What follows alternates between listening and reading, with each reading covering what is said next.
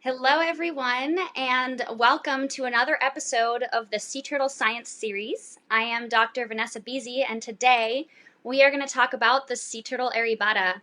This is my personal favorite thing about sea turtles, and I'm excited to share with you today the who, what, when, where, how, and why of Arribadas, and hopefully answer lots of other questions that you might have about this crazy behavior. Before we get started, I'm going to send out a poll. I want to find out, do you know what an Arribada is?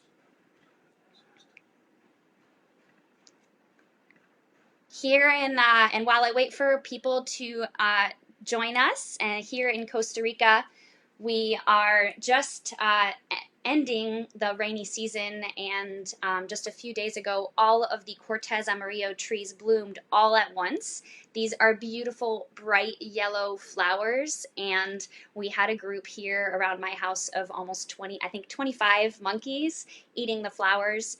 So hopefully those of you that are joining us from anywhere in the world are enjoying the blooming flowers of spring and all of the wildlife that brings. It's been really enjoyable here. I see that we already have a few people chimed in. Hi, everyone.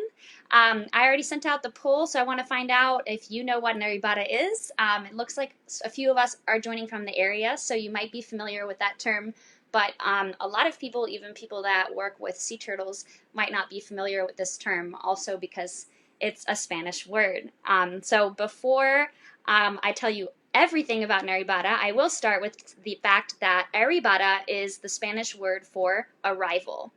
And that's where this term comes from. It is the arrival of many sea turtles to nest all at once. An Arribada is a mass nesting event of sea turtles, and what that means is that thousands of sea turtles come out onto the beach to nest all at once.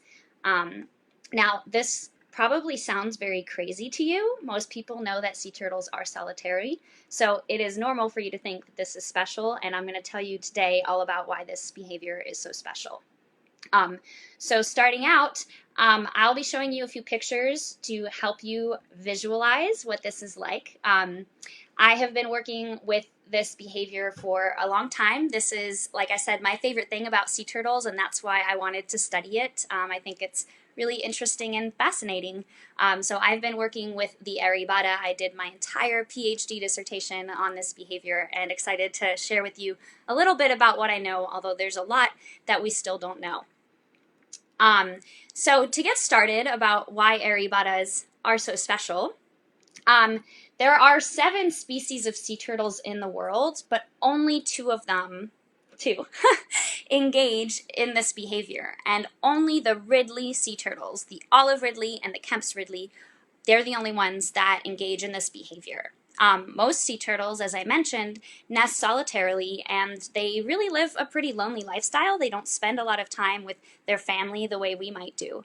And these 2 species are the only ones that come to nest in groups. Otherwise, a sea turtle normally nests at night, all alone on the beach, lays her eggs, and that's it. And in these turtles, we see thousands, sometimes hundreds of thousands, sometimes smaller ones, maybe only 100 or so turtles nesting together all at once. So it's very unique already because it doesn't happen with all sea turtles. And basically what happens when there's an Arribada is that we might have one day where there's hardly any turtles on the beach, and the next day, all of a sudden, there's thousands all at once. It's a very special thing also because it's over a very short period of time.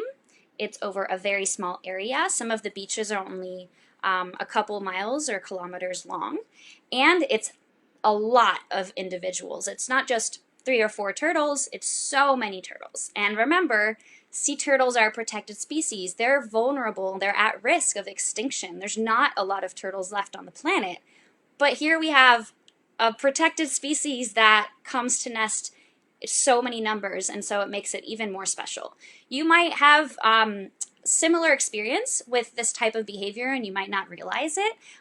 This type of behavior we call synchronous reproduction. That means reproduction that is timed at the same time happens a lot. The trees that I mentioned actually bloom at the same time of the year.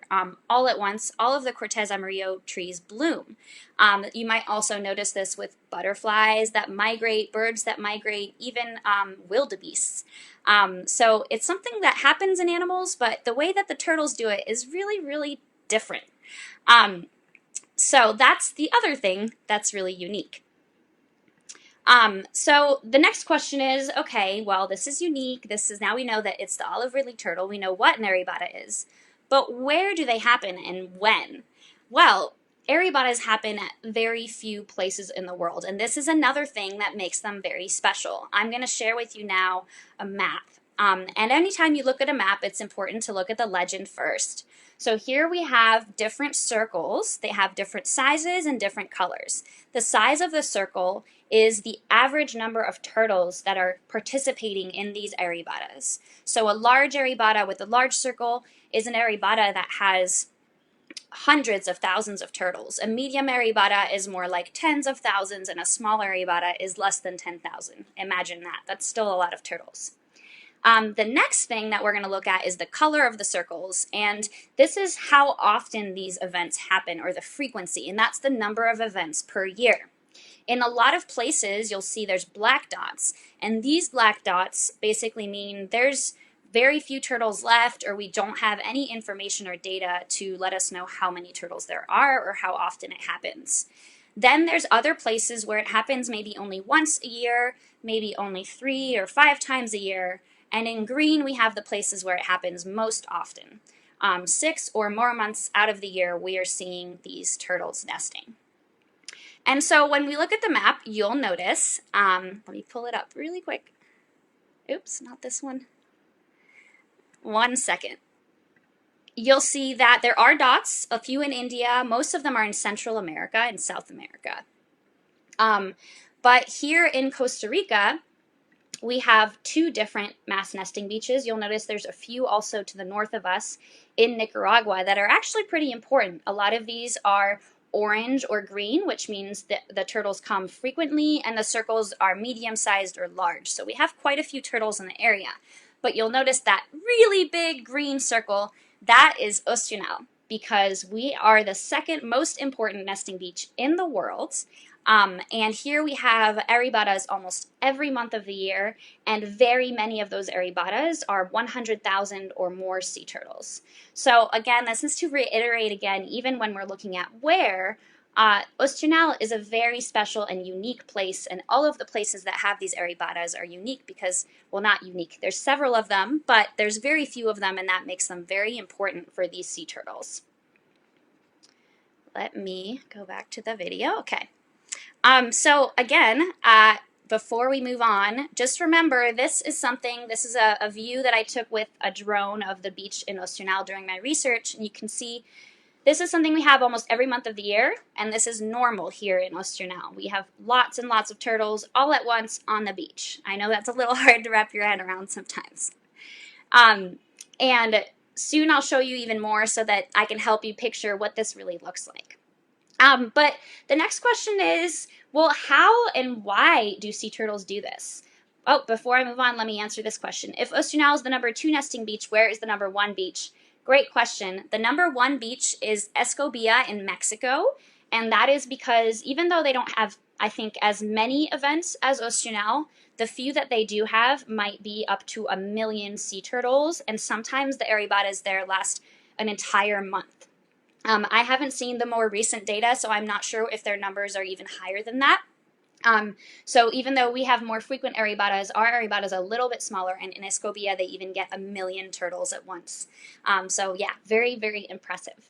All right, so moving forward, the next question about Arribadas that I always get is, okay, well, how and why do sea turtles do this? And those are really important questions, and to be honest with you, we really have no idea. And that's what I thought was interesting. There are a few hypotheses, or what we call an educated guess. And so what you have to think about is, again, we are a turtle. So imagine you're a turtle. Now, what would a turtle be able to use in its environment to make the decision that, okay, I am going to go up onto the beach and nest. Well, it turns out that sea turtles have a really good sense of smell. And there's a lot of other animals that use something that we call a pheromone, which is a chemical that affects the way other individuals behave. And this type of chemical can sometimes, or scent, can be something that animals or even plants can use to coordinate their behavior and to say, okay, now this is the time to eat, this is the time to mate. So this is common in a lot of different animals, and we think that maybe the sea turtles are using their sense of smell. They have a gland, it's actually on their belly, basically on their underside, what we call the plastron, that has little glands, and we think that they might have some kind of a secretion that allows them to somehow coordinate this timing of nesting. Now, there's a lot of other things in the environment that a sea turtle can use that might be separate from the turtle. So perhaps strong wind, or maybe the lunar phase is something that affects the timing of nesting and helps sea turtles coordinate. The next thing is, well, why would sea turtles do this? We don't know how they coordinate this, but then why would they do it? What's advantageous? Why wouldn't a turtle just go and nest on the beach alone, where it's much calmer and there's less other turtles in the way? We think that in general, the sea turtles do this because of basically safety in numbers. The more turtles there are, the more protected that they can be from any type of predator that might be on the beach. And there's a lot of them. But remember, each of these turtles lay 100 eggs. So when they hatch, there's 100 times as many baby turtles on the beach. And so especially for the baby turtles, we think that it is something that means when all of these baby turtles hatch at once, they're a lot less likely to get eaten by predators because the predators are just completely overwhelmed. There's so many baby turtles on the beach. So we're not sure, but those are just some guesses that we have. I'm going to stop for a really quick second to see if we have any questions. Before I move on, I'm going to talk about a little bit of what the research that I do. So what have I been studying about the Arribada and how do I study it? And then I will share with you a few more photos and videos. So before I move on to that, I just want to see if anyone has basic questions about who, what, where, when, how, and why. And if nothing comes up, I will prepare to pull up some things about my research. Let me double check. Okay. Looks like a lot of us know what the Arribada is, so hopefully you'll be ready to dive in a little deeper then. All right, so as you know, I'm a researcher, and I spent about 6 years studying specifically this behavior and trying to understand it. And as you can imagine, it's kind of crazy. There's so many turtles that it actually makes it a little hard for us to study them because we're overwhelmed by turtles. So I had to come up with a lot of creative ways to study this. And one of the first things that I did was fly a drone for an entire year over the coast of Oceanal, looking at all of the turtles in the water and trying to understand just how many there are, and a little bit about how they were moving around and how many turtles there were relative to when we see all of the turtles show up on the beach. So I'm going to share with you a video to show you what that looks like. So basically I fly the drone directly over the beach, and this was a day there's an Arribada. You can see all of the turtle tracks. And I fly with the camera straight down in a straight line, and as the drone goes over the water, I have to slowly count all of the turtles that I see at the surface. So you can imagine when there's a lot of turtles, this is hard. So I actually have a special program that lets me tag the video every time I see a turtle. So imagine on your keyboard, you just have to hit a T every time you see a turtle. So now we've got, I already lost count. So I would have to sometimes slow the video down to get a count of every single turtle that we see in these videos. So this is a special day because there were quite a few turtles out. We usually see fewer turtles in this, but you can see there's lots of turtles to be counted out there, and I counted over 2,000 turtles over the year-long duration of my study. So that was my drone study, and in that study we saw that there's the highest number of turtles, the highest density. So density is how many turtles per area. We have the highest density that has ever been reported. So again, this is a very special place, and most sea turtle biologists would report, seeing just a few turtles when they work at their beach, but we're really lucky that we have so many here. So the next thing that I studied was trying to understand whether this hypothesis about the sense of smell might be true. And that's a really difficult question to answer. So what's really important in science is to always have a group of individuals that you just observe and then a different group of individuals that you change one thing and see if that changes how they behave. That's easier said than done. With thousands of turtles, sorry, I just saw one question. I'm going to jump on that before I move forward. Someone asked me how deep offshore. I went up to 3 kilometers. I'm not sure how many miles it is. I think it's 1.5 miles about offshore. So not too far from the shore, but a pretty decent distance with the drone. So moving on, the experiment that I did was to look at whether the sense of smell affects the timing of a sea turtle's behavior. And as I said, that's really difficult. So we took just a few turtles, 30 turtles out of the thousands that are in the water that you saw in that video. And for half of those turtles, we captured them and we tagged them so we could find them on the beach. And they got just salt water squirted up their nose. The other turtles got something that numbs your nose, similar to when you go to the dentist and get your tooth numbed. It goes away after a little while. And so in this video, you'll see it might look a little scary, but we're capturing turtles to give them this treatment. We use a stick in the turtle's mouth to make sure that it doesn't bite anyone and doesn't get hurt. I dry the turtle's nose off a little bit with a puff of air, and then I take a little squirt and I squirt some seawater up its nose, or I squirt this kind of smell numbing potion, if you want to think of it that way. And then the turtles all get tagged and we release them, and then we wait several days, and finally the Arribada started.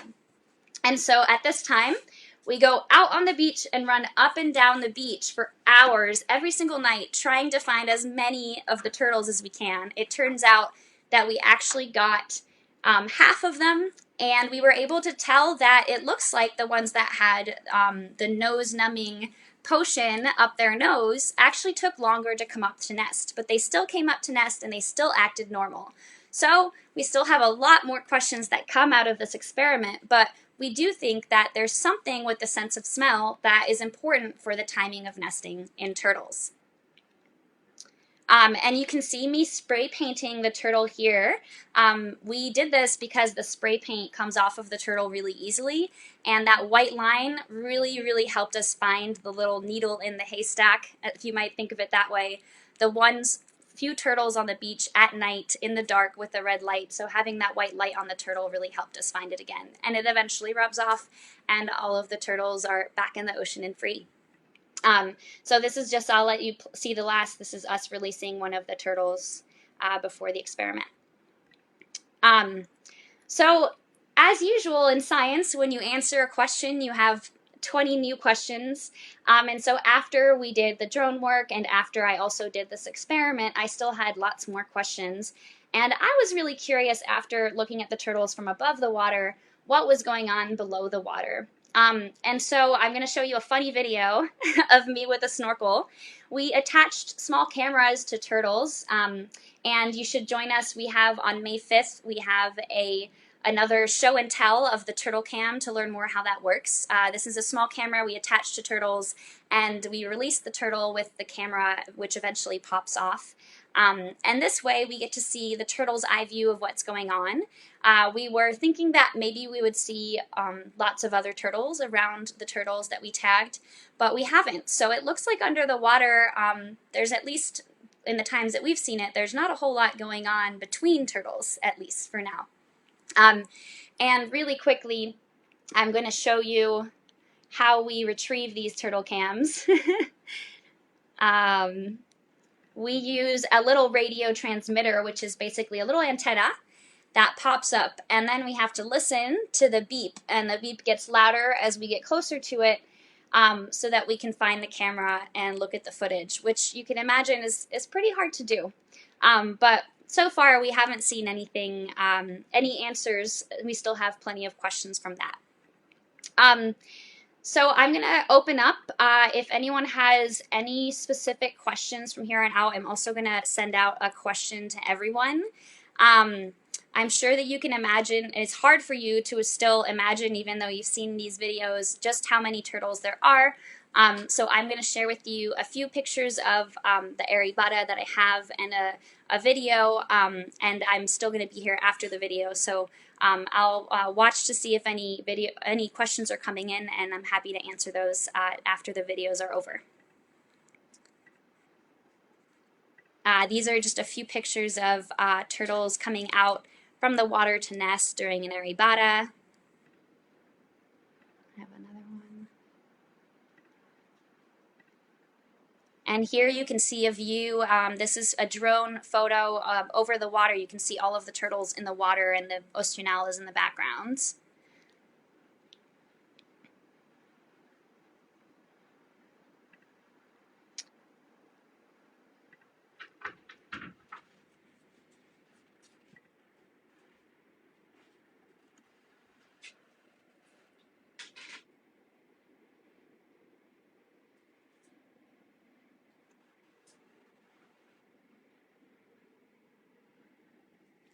And this is a video also taken with a drone just immediately offshore in Ostrianal. You can see all of those tiny little dots are turtles. I see a few questions came in. We see, how do turtles choose their mates? That's a great question. We think that they may also be using their sense of smell to choose mates. Observations of sea turtle behavior show the males usually sniff the females. So there might be something going on there. But the short question to that is that they pretty much mate with any turtle they find. Turtles are actually polygynous. The females mate with several males, and so do the males. And so a male turtle is pretty indiscriminate as to what it mounts. It will mount pretty much anything that's round. There's even some funny stories of sea turtle scientists getting mounted by male turtles. How hard is it to attach the video camera on the turtles? It's very tricky, but there is a really good technique for it. I definitely encourage you to watch our turtle cam session to learn all about it.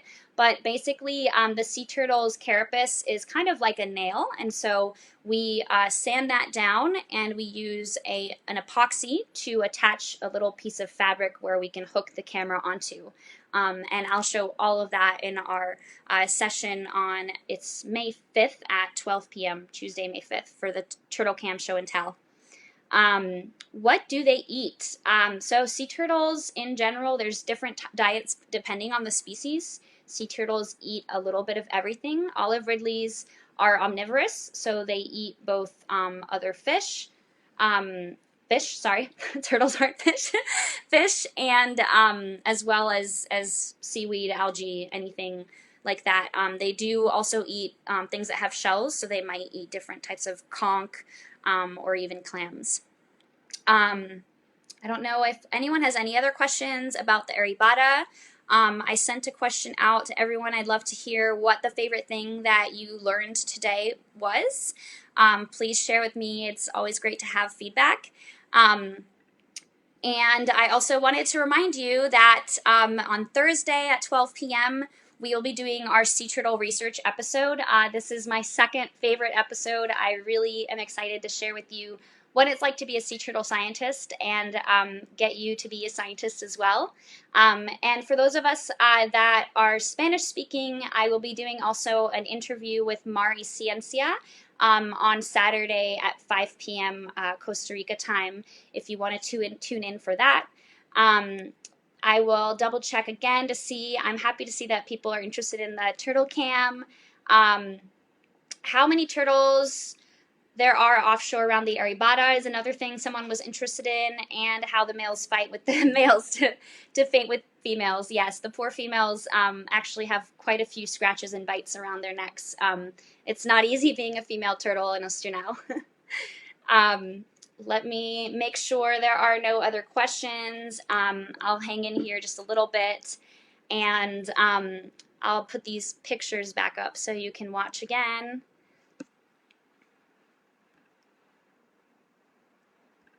Here it is.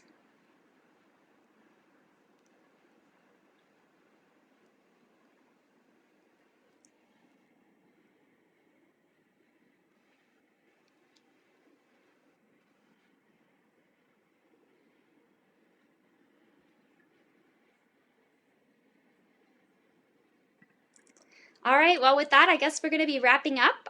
Looking forward, I hope everyone joins us again on Thursday for the Sea Turtle Scientist episode of the Sea Turtle Science series. Have a great day, everyone.